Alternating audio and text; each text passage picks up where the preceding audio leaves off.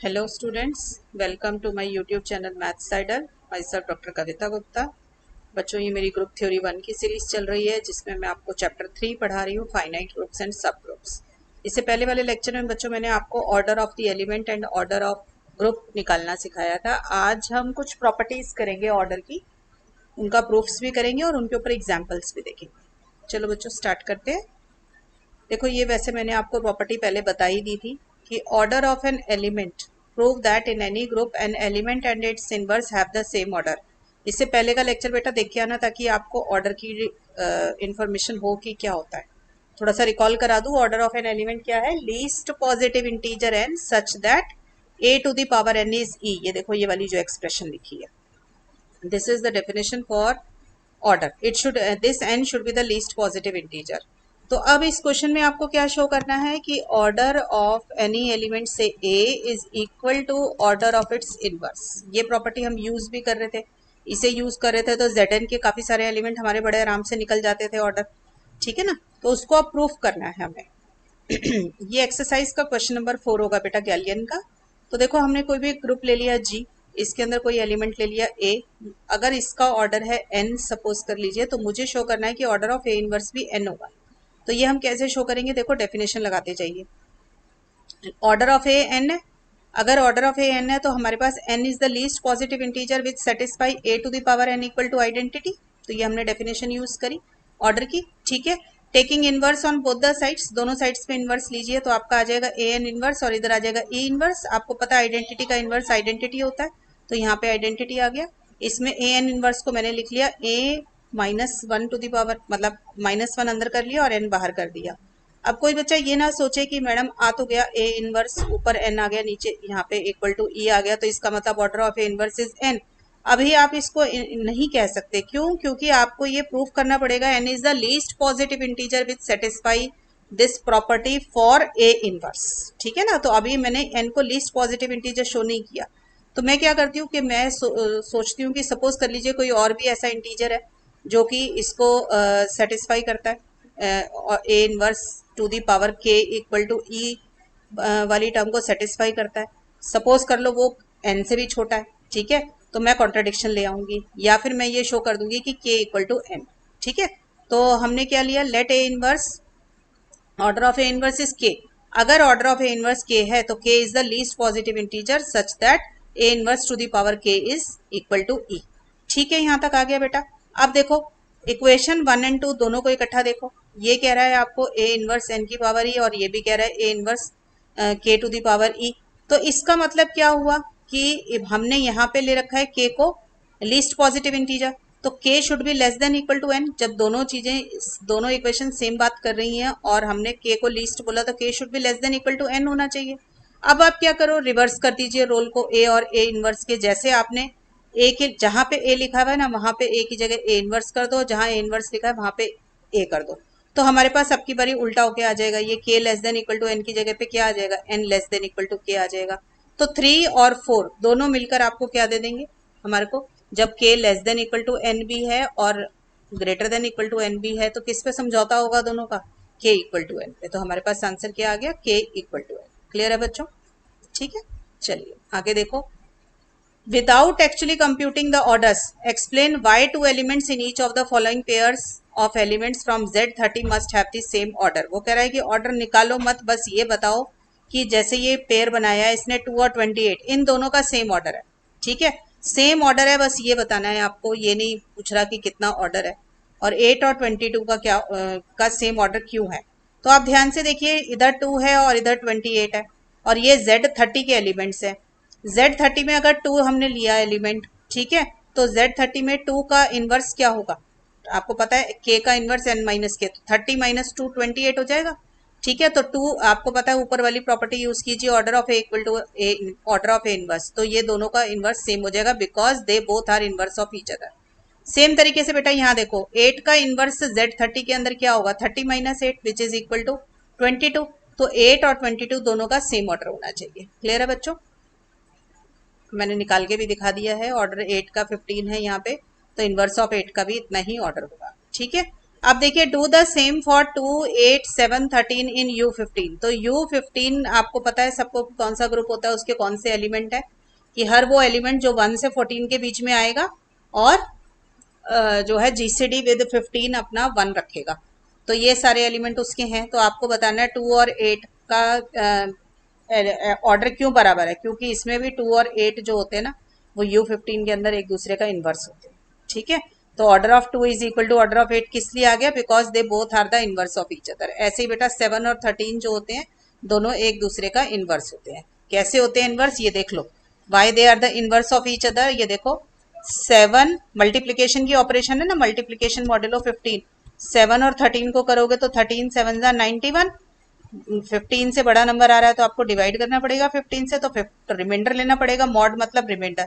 तो 15 6 90, आपके पास 1 आ गया।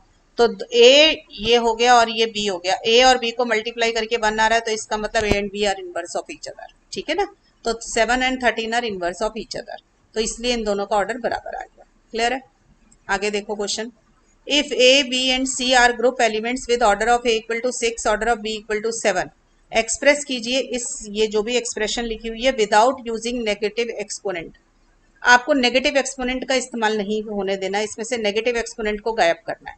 तो पहले देखिए हमें दे क्या रखा है, हमें दे रखा है order of a equal to 6, इसका मतलब a to the power 6 equal to identity होगा। ठीक है, डेफिनेशन है ऑर्डर की। ऑर्डर ऑफ बी आपको दे रखा है 7, इसका मतलब बी टू द पावर 7 आपके पास आइडेंटिटी है। हमें ये एक्सप्रेशन के अंदर से नेगेटिव चीजें गायब करनी है। तो पहले इसको खोल लें। आप सबको पता है कि हमारे पास प्रॉपर्टी होती है ग्रुप के अंदर, इन ग्रुप इनवर्स कैसे लिया जाता है, एक्स वाई का इनवर्स पीछे से चलेगा, वाई इनवर्स एक्स इनवर्स, और अगर कॉम्यूटेटिव हो तो आप इसको एक्स इनवर्स वाई इनवर्स भी लिख सकते थे। इसका नाम हमने रखा हुआ था सॉक्स शूज प्रॉपर्टी। ठीक है ना, तो मैंने पहले इसके ऊपर इनवर्स लगाया तो पीछे से इनवर्स लगना शुरू हो जाएगा। B4 का इनवर्स लेंगे, फिर C-2 का इनवर्स लेंगे, फिर A4 का इनवर्स लेंगे, तो यही आ जाएंगे हमारे पास एलिमेंट। अब देखो इसमें नेगेटिव एक्सपोनेंट किस किस के पास आई, B टू द पावर -4 और A टू द पावर -4।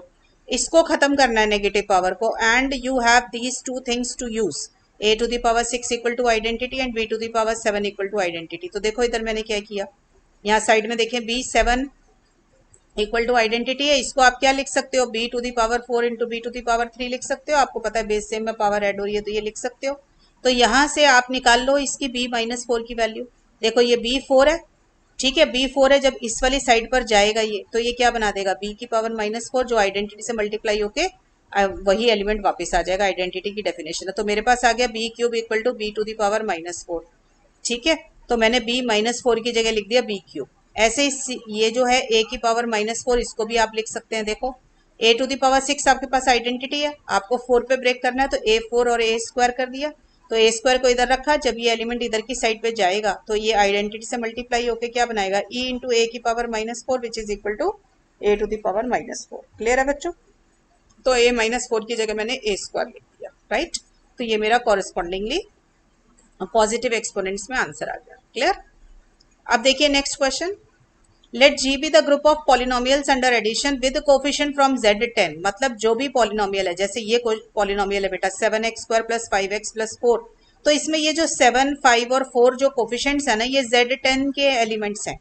तो अब जब आप इनको ऑपरेट करोगे ना, मान लो दो कोफिशिएंट को प्लस करते हो, मल्टीप्लाई करते हो, कुछ भी करोगे दो कोफिशिएंट्स को, ठीक है। अब जैसे एडिशन का ऑपरेशन दे रखा है तो ऐड करोगे, तो जैसे ऐड करोगे तो उसको मॉड्यूलो 10 पे रिड्यूस करोगे आप, ठीक है, मतलब Z10 से बाहर नहीं आना आपको। तो आपसे पूछा गया find the order of fx and gx and fx + gx। ठीक है, तो ये आपसे पूछा गया, ये क्वेश्चन है आपकी बुक का। फिर उसने कोई भी एक नॉर्मल पॉलिनोमियल दे दिया hx आपको, यही वाले इसके अंदर से, और उसमें ऑर्डर ऑफ gx पूछा, hx पूछा, ठीक है। तो ये सब बातें उसने आपसे पूछी हैं। पहले ऊपर का पोर्शन देख लें जरा, फिर तो जनरलाइज हो जाएगा। देखो मुझे निकालना है 7x² + 5x + 4, ये कोई भी पॉलिनोमियल दिया हुआ है जिसमें Z5, 7, 5 और 4 ये तीनों के तीनों Z10 के एलिमेंट्स हैं। आपको इसका ऑर्डर निकालना है, तो मुझे अभी नहीं मालूम इसका ऑर्डर क्या होगा, तो मैंने इसका ऑर्डर मान लिया। सपोज इसका ऑर्डर n है, इसका मतलब n is the least positive integer such that something to the power n equal to identity आना चाहिए। बट अगर एडिटिव नोटेशन हो तो मैंने आपको बताया है कि जो पावर होती है वो किस में बन जाती है, मल्टीपल में कन्वर्ट हो जाती है। तो ये NA इक्वल टू 0 वाली डेफिनेशन यूज होगी। तो n ये रख दिया, जो एलिमेंट है उसको यहाँ रखा और इधर आइडेंटिटी बना दी। तो आइडेंटिटी मेरी क्या होती है, एडिटिव आइडेंटिटी, जीरो पॉलिनोमियल बनेगी। तो यहाँ पे क्योंकि एक्स स्क्वायर से स्टार्ट था इसलिए मैंने zero x square plus zero x plus zero कर दिया, ठीक है, क्योंकि 2 डिग्री का पॉलिनोमियल था तो मैंने 2 डिग्री का ही जीरो लिख लिया। अगर कोई बच्चा इसमें ज्यादा भी ले लेता तो कोई फर्क नहीं पड़ता, मुझे क्योंकि कंपेयर करने थे तो मैंने आइडेंटिटी को ऐसे लिख लिया, ठीक है। खोल लीजिए ब्रैकेट्स, ब्रैकेट्स को खोल लिया आपने, ये आ गया। अब देखो कंपेयर करो एक्स स्क्वायर का कोफिशिएंट दोनों साइड पे, तो इधर से आ जाएगा 7n इक्वल टू 0, इधर से 5n, इधर से 4n equal to 0। 7n equal to 0, 5 मतलब ऐसा n ढूंढो जो 7 के साथ मल्टीप्लाई होके, 5 से मल्टीप्लाई होके और 4 से मल्टीप्लाई होके 0 दे दे आपको Z10 के अंदर, ठीक है। Z10 के अंदर आपको ऐसा नंबर ढूंढना है, ठीक है। We have to find out a least positive integer such that these three things are satisfied simultaneously। तो आप क्या करोगे, तीनों का कॉमन वो ले लें हम, इसके अंदर जीसीडी कॉमन डिवाइजर ले लो जो इनको मल्टीप्लाई कर रहा हो, क्योंकि लीस्ट पॉजिटिव निकालना है तो सबसे पहले वाला ही उठाना पड़ेगा। तो तीनों का जीसीडी उठाया हमने, तो जीसीडी तो 1 है, ठीक है। तो इसका मतलब least positive integer which will make these 7 n 5n और ये सबको 0 बनाने वाला कौन हो जाएगा, लीस्ट इसका 10 हो जाएगा आपके पास, क्योंकि सबसे पहला मल्टीपल आपके पास कौन आ रहा है, देखो कोफिशिएंट से मल्टीप्लाई कर लेना, बाई चांस अभी आपको इसमें तो 1 आ गया ना तो इसलिए आपको पता नहीं चल रहा। देखो मेरी बात ध्यान से सुनना बच्चों, जैसे ये 7n इक्वल टू 0 चाहिए Z10 के अंदर, तो ये 0 तभी होगा जब ये 10 के मल्टीपल्स होंगे, ठीक है ना। जैसे 7 को 10 से मल्टीप्लाई करोगे तो 70 आएगा, ठीक है। 10 के मल्टीपल्स कौन कौन से होंगे, 10 20 30 40 50 60 ये सब होंगे। क्योंकि मुझे लीस्ट पॉजिटिव चाहिए तो मैं 10 पर रुकूंगी सबसे पहले, ठीक है। तो इन सबको कौन सेटिस्फाई कर देगा इकट्ठा, 10। देखो n को 10 डालो तो 70 is equal to 0 in Z10, इसमें n को 10 डालोगे तो 50 is equal to 0 in Z10, और n को 10 डालोगे तो 40 equal to 0 in Z10। Why it is equal to 0, because जब आप 10 से डिवाइड करोगे और रिमाइंडर लोगे तो आपके पास 0 आ जाएगा, ठीक है। तो मेरे पास लीस्ट पॉजिटिव इंटीजर n जो है वो 10 निकल कर आ गया, तो ऑर्डर ऑफ fx 10 आ गया, ठीक है। अब देखो और इसमें तो जीसीडी 1 आ गया तो आपको पता नहीं चला, आगे देखो ऑर्डर ऑफ जीएक्स निकालते हैं। जीएक्स आपको दे रखा है 4x square plus 8x plus 6 दे रखा है, मुझे इस वाले पॉलिनोमियल का जो है वो निकालना ऑर्डर। तो इसका ऑर्डर कैसे निकलेगा, सपोज इसको n मान लिया, ठीक है, इसके ऑर्डर को n मान लिया, तो डेफिनेशन कहती है एडिटिव नोटेशन के अंदर n ए इक्वल टू 0, तो मेरा एलिमेंट है n इंटू एलिमेंट करना था, एलिमेंट जीएक्स है तो n into g x is 0 होना चाहिए। जीएक्स की वैल्यू फिट कर दी और इधर से 0 पॉलिनोमियल फिट कर दिया, ठीक है। फिर आप क्या करोगे, ब्रैकेट्स को खोल दोगे। जब आपने ब्रैकेट्स को खोला तो आपको ये सब कुछ मिल गया यहाँ पे। तो अब फिर आपको ऐसा लीस्ट पॉजिटिव इंटीजर n ढूंढना है जो 4n 8n और 6n तीनों को सेटिस्फाई कर दे। अभी आप देखो बेटा यहाँ पे, अगर यहाँ सपोज कर लो 10 के मल्टीपल सी n मुझे पता है मल्टीपल ऑफ 10 बनेगा जाके, ठीक है ना। तो 10 20 30 इनको ट्राई मारना है। अगर आप इसमें वो डालोगे ना तो जीसीडी देखो जो तीनों को इकट्ठा सेटिस्फाई करेगा, तो जीसीडी ऑफ 4 8 6 क्या है आपके पास, 2 है ना यहाँ पर। तो लीस्ट पॉजिटिव इंटीजर आपको 2 निकालना है, तो जीसीडी हमारे पास इसका 2 आया ना, तो least positive integer such that this star holds, आपको 10 बनाना है तो 2 तो यहीं कवर हो गए, ठीक है। तो 2 इंटू 5, ठीक है। तो मेरे को 5 अगर n की वैल्यू 5 ले लूंगी ना तो ये सेटिस्फाई हो जाएगा। देखो n की वैल्यू 5 ली तो 4 5 जा 20 इक्वल टू 0, 8 5 जा 40 इक्वल टू 0, 6 5 जा 30 इक्वल टू 0। क्यों 30 इक्वल टू 0, बिकॉज जब Z10 में आप उसका 10 से डिवाइड करके रिमाइंडर लेंगे तो आपको 0 मिल जाएगा, ठीक है। देखो n इक्वल टू 10 इस इक्वेशन को सेटिस्फाई करता है, बट मुझे क्योंकि लीस्ट पॉजिटिव निकालना है, तो आप ये देखो कि इनका कॉमन मल्टीपल जो है यहाँ पे ग्रेटेस्ट कॉमन डिवाइजर इनका जो 2 है वो तो 2 तो सभी के पास है ना। तो अब कितने की कमी रह गई 10 तक पहुंचने के लिए, 5 की। तो ऑर्डर कितना बन गया, 5 बन गया, ठीक है बच्चों। और देखिए क्वेश्चंस, लेट ऑर्डर, इसमें हमें एफ एक्स प्लस जी एक्स का ऑर्डर निकालना है और एफ एक्स प्लस जी एक्स मुझे एक्स स्क्वायर प्लस 3x दे रखा है, इसका ऑर्डर निकालना है। सपोज इसका ऑर्डर n मान लिया तो n into this is equal to identity आएगा, आइडेंटिटी इज एडिटिव आइडेंटिटी 0, तो इसके अंदर जब ब्रैकेट खोलोगे तो आपको n इक्वल टू 0 और 3n इक्वल टू 0 आ गया। अब इधर n का कोफिशिएंट 1 है और इधर n का कोफिशिएंट 3 है, तो जीसीडी कितना आ गया, इनका 1 आ गया, ठीक है। तो 1 से 10 तक पहुंचने के लिए आपको n को 10 ही लेना पड़ेगा, तो इसका ऑर्डर क्या आ गया, आपके पास 10 आ गया, ठीक है बच्चों। तो आपने देखा कि आपको अब इसे जनरलाइज करना है। उसने कहा कि ये तो मैंने छोटे छोटे कोई पॉलिनोमियल्स दिए, मान लीजिए कोई भी एक polynomial normal polynomial of degree n आ जाता है, ये भी ये belongs to g. G group था आपका सेट ऑफ ऑल पॉलिनोमियल्स, ठीक है, जिसके अंदर ये सारे कोफिशिएंट्स जो हैं Z10 के हैं। इसका ऑर्डर निकालना है, तो मैंने इसका ऑर्डर m मान लिया। इसका ऑर्डर m माना तो आपको m इंटू एच एक्स को आइडेंटिटी डालना पड़ेगा, तो m into H x identity डाल लिया। तो जब मल्टीप्लाई करोगे m इंटू एच एक्स, तो m जो होगा सभी कोफिशिएंट्स के साथ मल्टीप्लाई हो जाएगा। तो सभी कोफिशिएंट्स के साथ मल्टीप्लाई होकर वो मुझे 0 दे रहा है। तो अब क्या करना है, हो सकता है इनके बीच में ये जो कोफिशिएंट्स है इनके बीच में कोई कॉमन एलिमेंट हो, ठीक है ना। तो मैंने इसलिए यहाँ पे कर करके दिखाया कि अगर मान लीजिए इन सबका जीसीडी, ये ना ऊपर ऑप्शंस दी हुई है क्वेश्चन में, कि सबका जीसीडी अगर 1 हो तो क्या होगा, आपका ऑर्डर जीसीडी 2 हो तो क्या होगा। ये क्वेश्चन में गिवन है बेटा, मैं दिखा भी देती हूँ आपको ना। ये देखो इधर, ये देखो यहाँ लिख कर दिया है कि अगर जीसीडी 1 हो तो क्या ऑर्डर होगा, जीसीडी सब कोफिशिएंट्स का 2 हो तो क्या होगा, 5 हो तो क्या होगा, और 10 हो तो क्या होगा। ठीक है, तो आपने सीधा याद रखना है हमें जीसीडी से 10 तक पहुंचना है, क्योंकि Z10 है तो हमें मल्टीपल ऑफ 10 चाहिए। ठीक है, तो ये देखो जीसीडी अगर 1 आ रहा है तो 1 से 10 तक जाने के लिए मुझे 10 से मल्टीप्लाई करना पड़ेगा, तो ऑर्डर ऑफ एच एक्स 10 आ जाएगा। ठीक है, अगर जीसीडी इन सब का 2 आ रहा है तो 2 से 10 तक पहुंचने के लिए 2 5 जा 10 करूंगी तो इसलिए 5 आ जाएगा। ऐसे 5 है तो 5 2 जा 10 करूंगी तब आएगा, तो ऑर्डर ऑफ एच एक्स 2 आ जाएगा। ऐसे कोफिशिएंट अगर 10 है तो 10 1 जा 10, तो ऑर्डर ऑफ एच एक्स मेरा 1 आ जाएगा। क्लियर है बच्चों। चलिए, determine the elements of finite order in R star. तो देखो real numbers with respect to multiplication है। ठीक है, मैंने ये क्वेश्चन तो शायद आपको पहले करा भी दिया है। तो आर स्टार के अंदर देखो, एक तो आइडेंटिटी तो हमेशा ही वन रखेगा, तो हर एक ग्रुप के पास कम से कम एक आइडेंटिटी तो होती है फाइनाइट ऑर्डर की। तो ऑर्डर ऑफ 1 तो आपके पास 1 आएगा ही आएगा। ठीक है, अब इसके अंदर -1 भी है, -1 का स्क्वायर करते हैं तो 1 आ जाता है। ठीक है ना, तो -1 भी एक ऐसा एलिमेंट है जिसका फाइनाइट ऑर्डर है। इसके अलावा जितने नॉन जीरो एलिमेंट्स बचेंगे अब आर स्टार के अंदर, 1 और -1 को छोड़ दीजिए, बाकी जितने भी एलिमेंट्स बच गए अब आर स्टार के, उन सबका ऑर्डर इनफाइनाइट होगा। ठीक है, तो हमारा कंक्लूजन निकला, there are only 2 elements of finite order in R star. बेटा याद कर लेना ये छोटी छोटी प्रॉपर्टीज, ये आगे के चैप्टर्स में काउंटर एग्जाम्पल बनाने में बहुत काम आने वाली है। नेक्स्ट क्वेश्चन देखिए बेटा, suppose that a is the group element and a to the power 6 equal to e, what are the possibilities for order of a।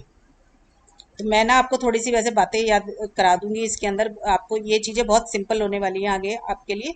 देखो अगर ऑर्डर ऑफ ए n होता है तो आपके पास क्या आता है, a to the power n equal to e। ठीक है, तो इसमें a टू द पावर 6 जो है आपके पास इक्वल टू e है यहाँ पर। तो ना मैं आपको यहीं पे एक प्रॉपर्टी याद करा दूं बेटा, ये हमेशा के लिए याद ही कर लेना, पता नहीं कितने प्रूफ्स में आप यूज करोगे, कि कभी भी आपको ऐसे दे रखा हो a to the power m equal to e। ठीक है, अभी हमें नहीं पता कि m इसका ऑर्डर है कि नहीं है, तो आप याद रखिए हमारी प्रॉपर्टी है, मैं प्रूफ भी कराऊंगी आपको इसका। ये जो लिखा है ना नीचे a, order of a will divide this, ये याद रख लीजिए बात। ठीक है, मैं इसका प्रूफ आपको अभी करा दूंगी। ठीक है, अभी प्रॉपर्टी स्टार्ट करूंगी तभी आ जाएगा इसका प्रूफ, देख लेना। तो हमारे पास है a to the power 6 equal to e, तो हमारे पास a to the power 6 equal to e है ना। तो यहाँ पे क्या करेंगे, अब ये a लिखा है ना, तो order of a will divide power, ये याद रख लेना। तो आपके पास ऑर्डर ऑफ ए पावर को डिवाइड करेगा, तो 6 को डिवाइड करने वाले नंबर कौन कौन से हैं, 1 2 3 6। ठीक है, तो मेरा ऑर्डर ऑफ ए की क्या क्या पॉसिबिलिटीज आ गई, 1 2 3 एंड 6। ठीक है, मैं ये प्रूफ करा देती हूँ आपको। ठीक, चलिए अब कुछ प्रॉपर्टीज करेंगे बेटा ऑर्डर की, इससे हम कई बार ऑर्डर बहुत आसानी से निकाल पाते हैं, और वैसे भी पता होनी चाहिए क्योंकि आगे प्रूफ्स में बहुत यूज होने वाली है। तो मेरे पास है बेटा order of x inverse a x is equal to order of a. ठीक है, तो ये जो एक्सप्रेशन है ना एक्स इनवर्स ए एक्स की, जो भी एलिमेंट है उसके आगे पीछे किसी और एलिमेंट से कर दो उससे और उसके इनवर्स से, इसको बोलते हैं कॉन्जुगेट। तो order of a is equal to order of its conjugate, ये प्रॉपर्टी है ये। ठीक है, जैसे आपने order of a equal to order of a inverse किया था, ऐसे ही order of a is equal to order of its conjugate. तो ये कैसे होगा बेटा, देखो सपोज कर लीजिए मैंने ऑर्डर ऑफ ए एन मान लिया, तो n is the least positive integer satisfying a to the power n equal to e. मुझे शो करना है एक्स इनवर्स ए एक्स का भी ऑर्डर ये है। बेटा सबसे पहले ना जो भी चीज़ आपको प्रूफ करनी होती है ना, आप गिवन को और टू प्रूफ को ना मैथमेटिकल स्टेटमेंट्स की फॉर्म में लिख लिया करो। जैसे इसने कहा कि इन दोनों का ऑर्डर बराबर है, तो पहले एक का ऑर्डर ले लो और शो लिख दो कि हमें शो करना है दूसरे का भी यही ऑर्डर है, और डेफिनेशंस को इस्तेमाल किया करो। तो मुझे शो करना है बेटा order of x inverse a x n है, तो इसका मतलब मुझे शो करना है कि इसकी पावर जब एन रेस करी जाएगी तो ई आएगा, और ये एन जो है लीस्ट होगा। ठीक है, लीस्ट पॉजिटिव इंटीजर। तो सबसे पहले तो इतना ही शो कर दूं कि एक्स इनवर्स ए एक्स की पावर एन ई है, तो मैंने इसको कंसीडर किया, जिसको आइडेंटिटी शो करना है मैंने इसको कंसीडर कर लिया। अब बेटा ये ग्रुप की प्रॉपर्टी है, ग्रुप के पहले चैप्टर में जो भी मैंने इससे पहले आपको करवाया है उसके अंदर मैंने ये आपको प्रॉपर्टी कराई थी कि ए इनवर्स बी ए की पावर एन रेस करते हैं तो ये a inverse b to the power n equal to a आता है। अगर भूल गए तो इसे इंडक्शन से कर सकते हो आप, ठीक है, इंडक्शन से इसका प्रूफ हो जाएगा। तो ये इसके बराबर आ गया। अब ए टू द पावर एन तो आइडेंटिटी है यहाँ पर, ये देखो ये वाला इसका नंबर दे रखा है हमने a to the power n equal to identity, तो a to the power n को हमने आइडेंटिटी लिख दिया। अब आइडेंटिटी को किसी नंबर से मल्टीप्लाई करो तो वही नंबर वापस आता है, तो ई एक्स एक्स आ गया। अब एक्स इनवर्स और एक्स क्या आ जाएगा, आइडेंटिटी आ जाएगा, ठीक है ना, सबको पता है डेफिनेशन ऑफ इनवर्स है।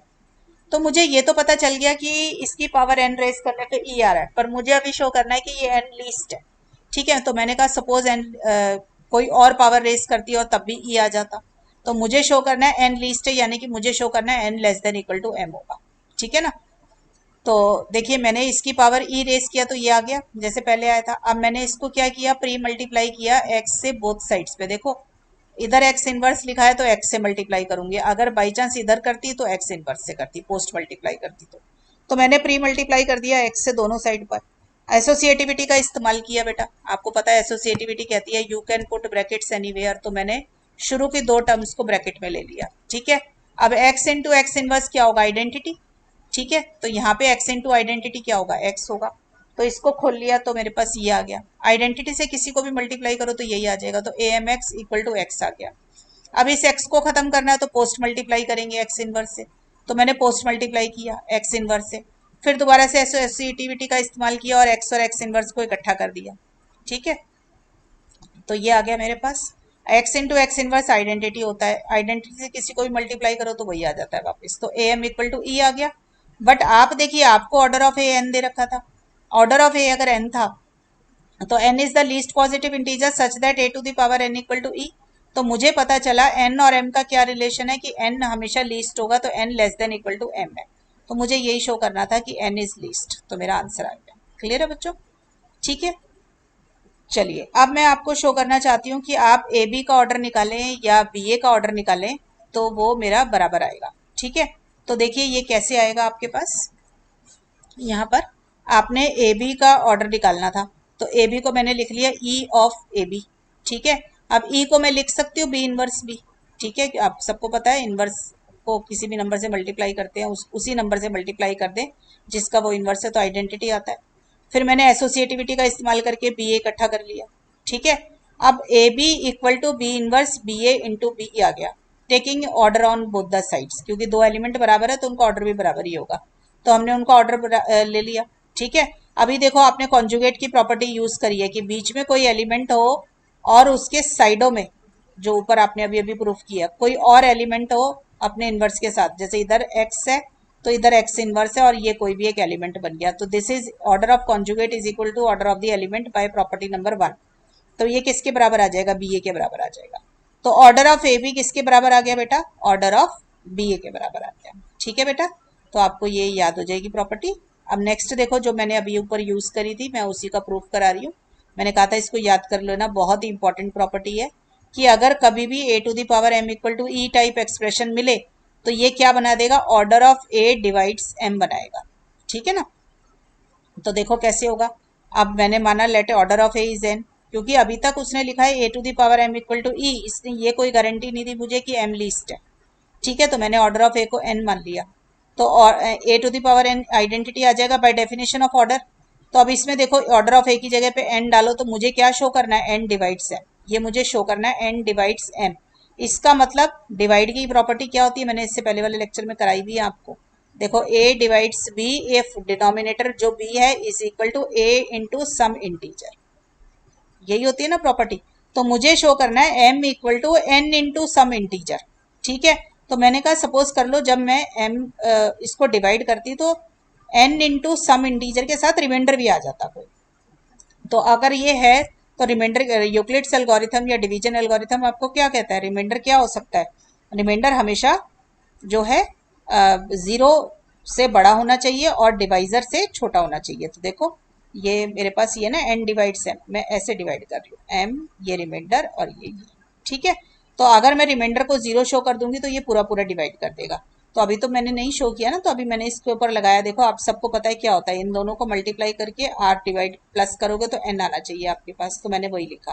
और इस आर के ऊपर क्या कंडीशन होती है कि ये हमेशा उससे छोटा होना चाहिए जिससे आप डिवाइड कर रहे हैं। क्लियर है यहाँ तक? तो आप देखिए आपके पास, सॉरी मैंने ऐसे किया है, एन इधर एम इधर और ये, ठीक है, ऐसे लिखा ना मैंने, n q plus r equal to m. Yes, ठीक है बच्चों। तो अब देखो a to the power m आपको मेरे नाइन क्वेश्चन में दिया हुआ है, a to the power m equal to identity. इसमें मैंने वैल्यू डाली, ई को इधर लिख लिया, ए एम इधर लिख लिया, एम की वैल्यू डाल दी। वैल्यू डालने के बाद आप इसको समझ गए होंगे सब बच्चे कैसे मैंने ब्रेक करके लिखा है इसको। अब ए टू दी पावर एन को मैंने आइडेंटिटी यहाँ पे लिया ही हुआ है, ये देखो ये वाली, ये जो है ए की power n equal to e, इसकी जगह मैंने ई डाल दिया तो e q dot a r आ गया। ई की कितनी भी पावर रेस कर दो आइडेंटिटी रहता है, तो आइडेंटिटी को ए आर से मल्टीप्लाई करोगे तो ए आर ही आ जाएगा। तो मेरे पास आ गया e equal to a r, ठीक है। अब देखो हो सकता है आर जीरो हो सकता है आर जीरो ना हो। तो अगर आर जीरो नहीं है तो आर क्या है, जीरो से एन के बीच का ही कोई एलिमेंट है, क्योंकि यहाँ देखो मैंने आर को क्या लिया हुआ है, जीरो से एन के बीच में लिया हुआ है, और वेयर यहाँ पर आर इक्वल टू जीरो भी पॉसिबल है। मैंने कहा सपोज आर जीरो नहीं है, क्योंकि देखो अगर आर जीरो हो जाता, आर जीरो हो जाता तो m equal to n q बन जाता, m equal to n q बन जाता तो एन डिवाइड एम आ जाता, फिर तो आ ही जाता ना एन डिवाइड एम, क्योंकि एन डिवाइड एम, डिवाइड की डेफिनेशन क्या है कि denominator is equal to numerator into some integer, तो वो तो मेरे पास आ ही जाता। तो मेरा तो एम था कि आर को जीरो लाना है। मैंने कहा सपोज कर लो आर जीरो नहीं है, तो मैं कोई ना कोई कॉन्ट्राडिक्शन ले आऊंगी तो मेरी सपोजिशन रॉन्ग हो जाएगी, तो आर जीरो आ जाएगा, तो ये मेरा प्रूफ हो जाएगा। तो मैंने कहा अगर आर जीरो नहीं है तो आर जो है जीरो से एन के बीच में आ रहा होगा, such that a to the power r equal to e मैंने यहाँ पे प्रूफ किया है, ठीक है। But this contradict the fact that order of a equal to n, because order की डेफिनेशन कहती है a to the power n equal to e such that n is least. पर इसका क्या मतलब हो गया, इधर देखो zero less than r less than n, इसका मतलब मुझे तो एन से भी एक छोटा नंबर ऐसा मिल गया such that a to the power r equal to e. तो ये तो ऑर्डर ऑफ ए की डेफिनेशन को गलत कर रहा है यहाँ पे, क्योंकि ऑर्डर ऑफ ए की डेफिनेशन कह रही थी कि ऑर्डर ऑफ ए अगर एन है तो n is the least positive integer such that a to the power n equal to e, but मुझे तो एन इससे छोटा मिल गया, ठीक है। इसका मतलब ये तो पॉसिबल नहीं है, तो ये हमारा आर मस्ट भी जीरो होना चाहिए। अगर आर जीरो है तो जैसे मैंने m equal to n q plus r में आर को जीरो डाला तो m equal to n q आ गया, m equal to n q आ गया, इसका मतलब एन डिवाइड्स एम। बेटा आपको डेफिनेशन डिवाइड्स की जरूर मालूम होनी चाहिए कि a divides b, that is a divides b means b equal to a into some integer, ठीक है। याद रखा है denominator equal to numerator into some integer. Clear हो गया बच्चों? तो ये प्रॉपर्टी भी याद करनी है, इसका प्रूफ भी याद करना है, बहुत इंपॉर्टेंट प्रॉपर्टी है, ठीक है।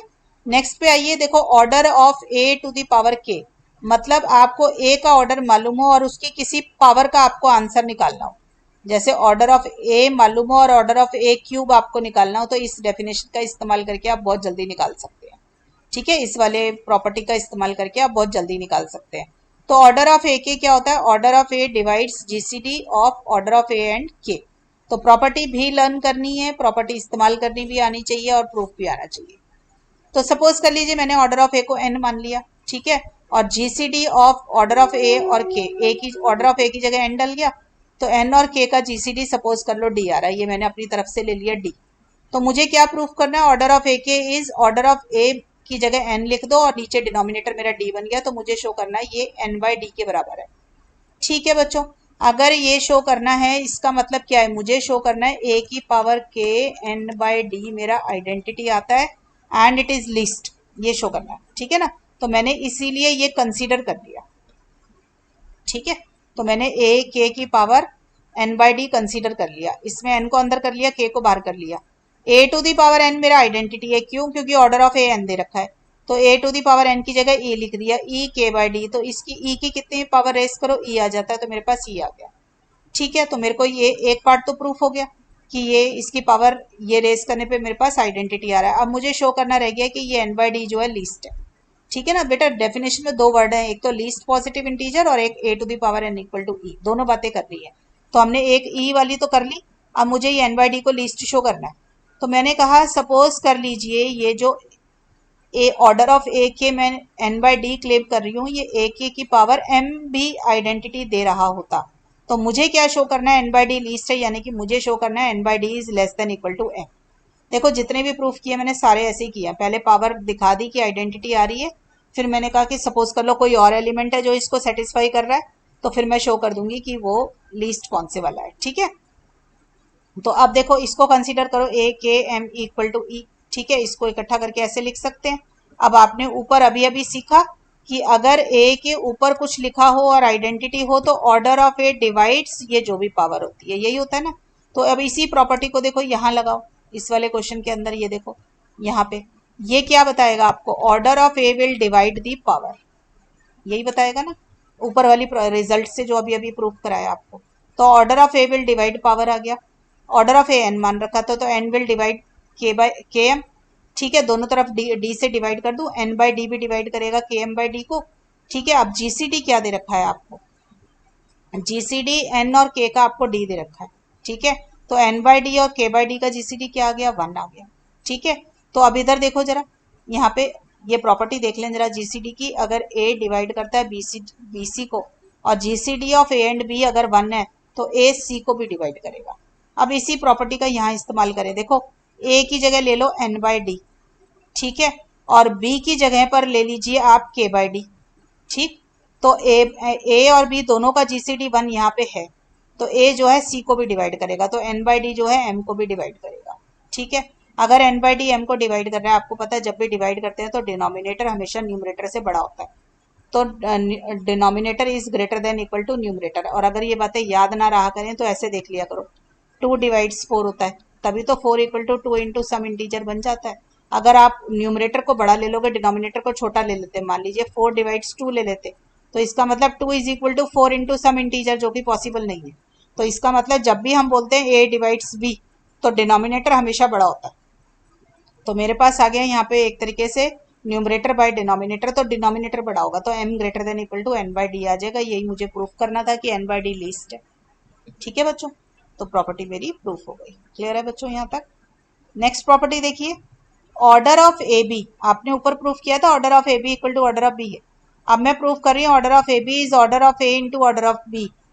कब मल्टीप्लाई कर सकते हैं, जब इन दोनों का जीसीडी जो होगा वो 1 हो और दोनों एलिमेंट आपस में कम्यूट करते हो, a b equal to b हो।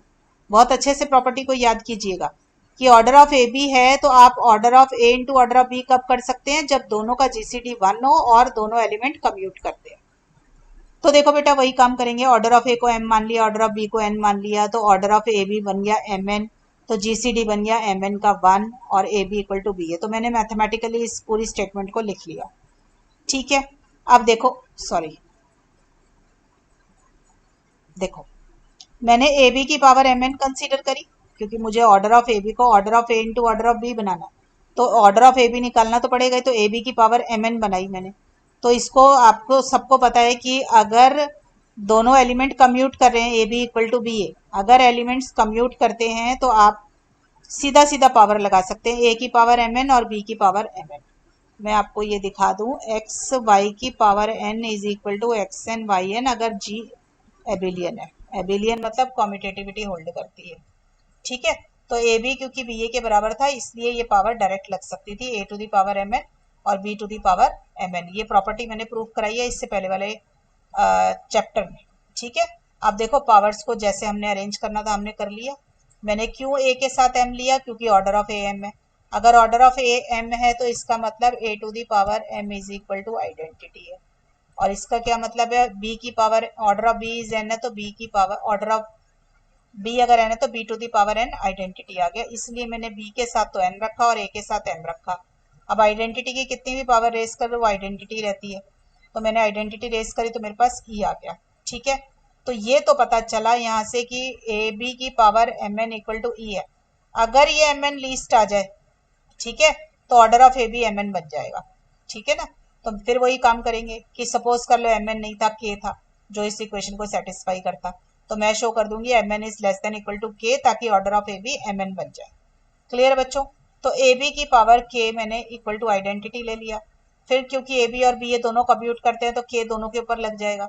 इस बी के को मैं इस वाली साइड पे लेकर आऊंगी तो ये इनवर्स बनाएगा, तो ई के साथ बी की पावर माइनस के मल्टीप्लाई होगा तो बी की पावर माइनस के आ जाएगा। दोनों तरफ एन एन पावर रेस कर दी। ठीक है, तो अब ये बी की पावर माइनस के एन क्या बन गया, बी एन ऑफ माइनस के। अब बी एन क्या है, एन है, आइडेंटिटी है, तो e की पावर माइनस के विच इज इक्वल टू ई आ जाएगा। तो मेरे पास आ गया ए के एन इक्वल टू ई। फिर दोबारा से वही सेम रिजल्ट यूज करेंगे कि जब भी किसी एलिमेंट की पावर आइडेंटिटी के बराबर हो तो order of that element divides the power. तो order of element divides power आ गया। ऑर्डर ऑफ ए हमने क्या माना हुआ था, एम, तो एम डिवाइड्स के एन आ जाएगा। अब आपको पता है एम और एन का जीसीडी 1 है, दे रखा है हमारे को कि ये कंडीशन हो तो आपको प्रूफ करना था। तो एम और एन का जीसीडी बराबर है, अभी अभी मैंने आपको बताया कि अगर ए डिवाइड्स बी सी हो और ए और बी का जीसीडी 1 हो तो ए डिवाइड सी भी करता है, तो एम जो होगा के को भी डिवाइड कर देगा। जिस तरीके से आपने इसको शो किया एम डिवाइड्स के, इसी तरीके से बिल्कुल सेम प्रूफ ऊपर से खींचते हुए आना यहाँ तक। ठीक है, अब एन की जगह एम लेके कर लेना और आप शो कर सकते हो कि एन जो है के को डिवाइड करता है। ठीक है, जैसे आपने ए के ऊपर प्रॉपर्टी लगाई है ऐसे बी के ऊपर भी लग जाएगी और आपका आ जाएगा एन डिवाइड्स के। अब जब दो नंबर इकट्ठे के को डिवाइड कर रहे हैं, एक ही नंबर को डिवाइड कर रहे हैं, तो उनका एलसीएम भी डिवाइड करेगा।